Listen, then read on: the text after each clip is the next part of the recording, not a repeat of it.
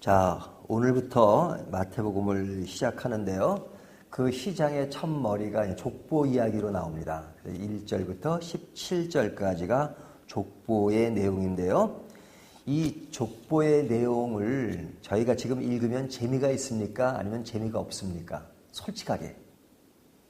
사실은 이 족보 그 자체를 읽으면 그렇게 재미있는 내용이 아닙니다. 사실은 낯선 이름, 또 우리와 직접 관련된 그런 사람들이 아니기 때문에 그냥 딱 마음에 들어서 이것이 그냥 마음에 확 쏠리는 그런 내용은 아니란 말이죠. 이 족보에 나오는 사람들이 한 41명이 되는데 그 사람들 하나하나 아는 사람도 있지만 모르는 사람들이 대부분이고 그래서 싹 들어오진 않습니다.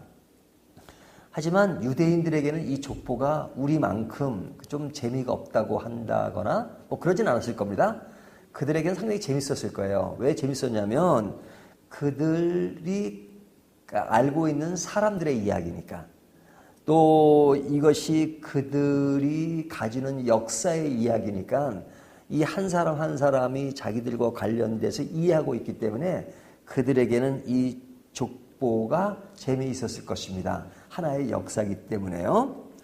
자, 그들이 이와 같이 흥미가 가는 내용이기 때문에 마태복음을 기록한 마태가 제일 첫머리에 족보를 넣었습니다. 자, 족보를 넣은 이유가 그들이 관심이 없거나 재미없는 내용이라면 첫머리부터 족보를 넣을 리가 없죠. 근데 마태는 이미 알고 있었어요. 그들이 관심이 있다는 것을. 이 마태는 유대인이었잖아요. 그리고 이 마태복음이 기록된 것은 예수님에 관한 이야기를 하는 것인데 누가 이 말씀을 듣기를 원했냐면 유다 백성들이, 유대인들이. 그러니까 이 사복음서 중에서 마태복음은 유대인들을 대상으로 쓴 내용이에요. 그래서 구약 성경에 많은 그런 것을 인용하고 있는 것은 유대인들이 구약 성경을 잘 알고 있기 때문에 많은 구약 성경의 내용을 인용해서 유대인들에게 말하고 있는 겁니다. 왜? 유대인들은 구약 성경을 신뢰했으니까. 그래서 그 이야기 속에 이런 내용이 있는데 이것은 바로 메시아 예수님을 향한 이야기야. 예수님에 관한 이야기야 라고 자꾸만 이것을 증명해 가는 겁니다. 구약에 있는 이야기를 끄집어내서 예수님은 하나님의 아들 예수 그리스도시야 라고 증명하기 위해서 많은 구약 성경을 인용해요. 그리고 첫머리에 그들이 잘 알고 있는 그들과 가까이 있는 족보의 이야기를 통해서 예수님이 어떤 분이신가 하는 것을 알려주는 겁니다. 자, 그러면 유대인들에게는 이 족보가 재미있는 내용인데 우리들에게는 재미없는 내용이라면 왜 재미가 없을까? 그것은 조금 전에 말씀드린 것처럼 우리와 관련이 없다라고 생각하면 재미가 없는 거죠. 하지만 이 내용이 우리에게 직접적으로 관련이 있고 또 우리의 이야기가 된다 그러면 재미있는 내용으로 바뀌죠. 그러면 실제로 이 족보가 우리들과는 아무런 관계가 없느냐? 그렇진 않잖아요. 이 내용은 사실은 우리와 관련이 있는 겁니다. 그래서 첫머리 시작을 이렇게 합니다. 아브라함과 다윗의 자손 예수 그리스도의 계보라 그러죠. 자, 이것이 무슨 내용이에요? 예수 그리스도의 계보, 족보에 관한 이야기잖아요. 그렇다면 예수님은 우리에게 어떤 분이신가?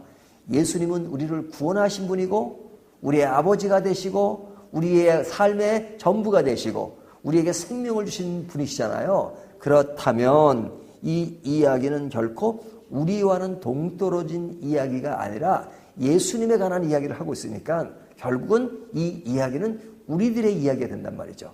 우리의 구원과 관련된 이야기라면 그런 관점에서 이 본문을 본다 그러면 이것이 재미없는 이야기가 아니라 재미있는 이야기로 바뀔 수가 있죠. 왜? 우리들의 이야기니까. 자, 그러면 이 이야기가 어떻게 우리들의 이야기가 될 수 있을까? 자, 이 족보는 예수님이 실제적인 역사의 인물이라는 것을 보여주는 것입니다. 예수님이 어떤 신화적인 인물로 어떤 종교화하기 위해서 오신 가상의 그런 예수님이 아니라 우리들이 믿는 예수님은 실제로 역사 속에 오셨고 하나님의 아들로서 이 세상의 역사의 흐름 속에서 분명히 오신 분이라는 것을 알려주는 거죠. 예수님은 신화적인 인물이 아니라 역사적인 인물이세요. 실제 역사 속에 계신 분이세요. 이 족보가 그것을 우리에게 알려줍니다. 또 이 역사적인 이 기록은 그냥 단순히 족보로서 누구의 아들이 누구였고 나중에 누가 왔다는 것으로 끝나는 것이 아니라 구약 성경부터 계속해서 예수님에 관한 예언이 있었어요. 예수님은 오실 것이다. 다윗의 혈통에서 오실 것이다. 이것을 강조하잖아요. 그래서 오늘 본문에 보면 다윗의 이야기가 굉장히 많이 나와요.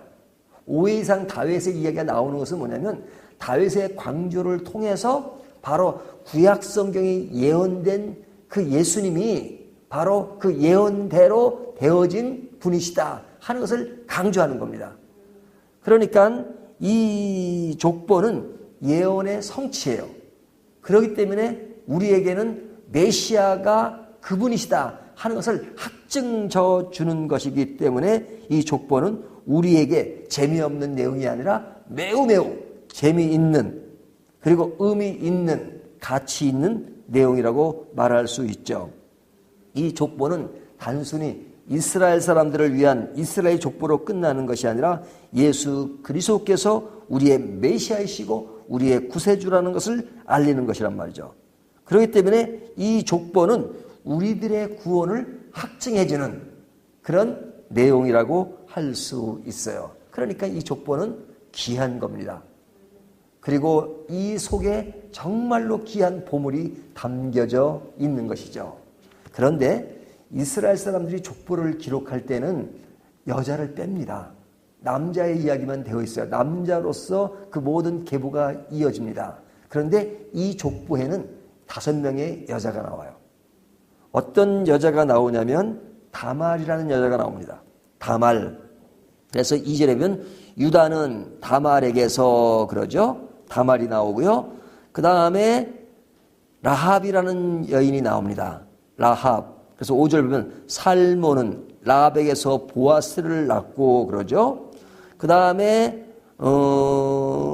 룻이 나옵니다. 룻이 나옵니다. 그래서 보아스는 룻에게서 오벳을 낳고라고 5절에 나오죠. 그 다음에 이제 여기에 이제 밧세바가 나오죠. 이 밧세바는 이제 그 솔로몬의 그 다윗의 아내잖아요.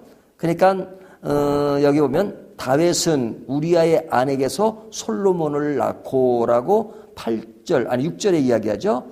여기 뭐 밧세바라는 이름은 하지 않지만 다윗은 우리아의 아내에게서 솔로몬을 낳고 우리아의 아내가 누구예요? 밧세바죠. 그 다음에 제일 마지막에 이제 16절 야곱은 마리아의 남편 요셉을 낳았으니 마리아에게서 그리스도라 칭하는 예수가 나시니라 그러죠. 마리아가 등장하잖아요. 그러니까 총 몇 명이에요? 5명의 여인이 등장하죠. 근데 이스라엘 족보에는 여자들이 들어가질 않아요. 남자들만 기록되어 있어요. 근데 여기에 나오는 여인들을 보면 그렇게 막 그냥 뭐 귀족들인 그런 여인이 아니죠. 그냥 밧세바는 조금 더 좀 등급이 높지만 여기 다말이라는 여인. 그래서 이 다말이 기생이 아니라 창녀로 가정해서 그의 시아버지와 동거해서 아들을 낳게 되잖아요. 또 라합은 기생입니다. 기생 라합.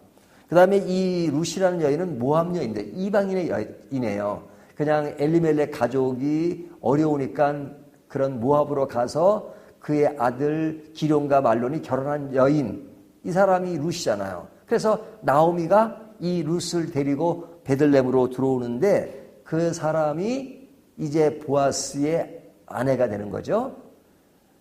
그러니까 이 여인도 이방 여인이었단 말이죠. 그 다음에 뭐 마리아도 예수님의 어머니, 육신의 어머니지만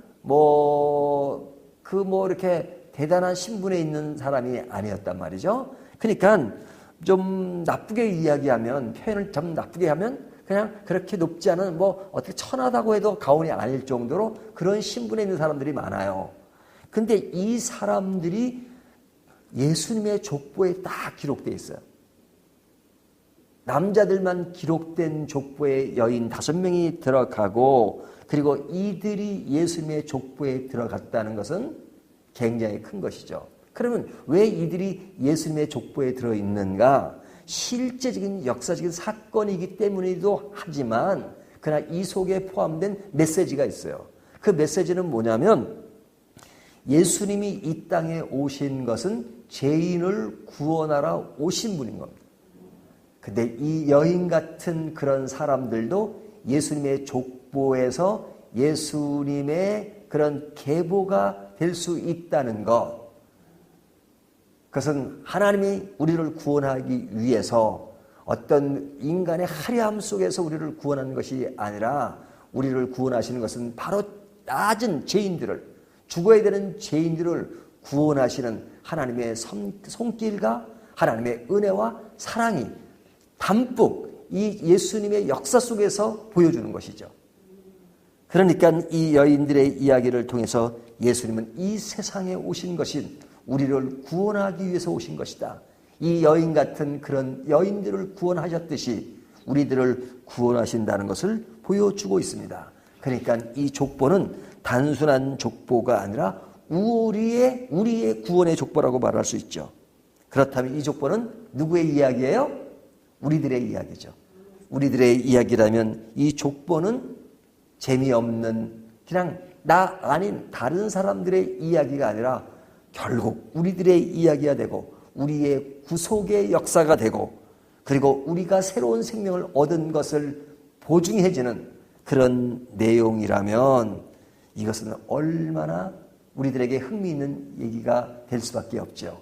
오늘 이 족보를 보면서 우리들의 구원이 바로 이렇게 오신 예수님을 통해서 이루어졌다 하는 것들을 생각하시면서 우리의 구원을 더욱더 기쁘고 보증받은 보증수표로서 이 내용을 살피면서 더욱더 은혜의 삶을 살아가는 저와 여러분이 되시기를 주님의 이름으로 축원합니다.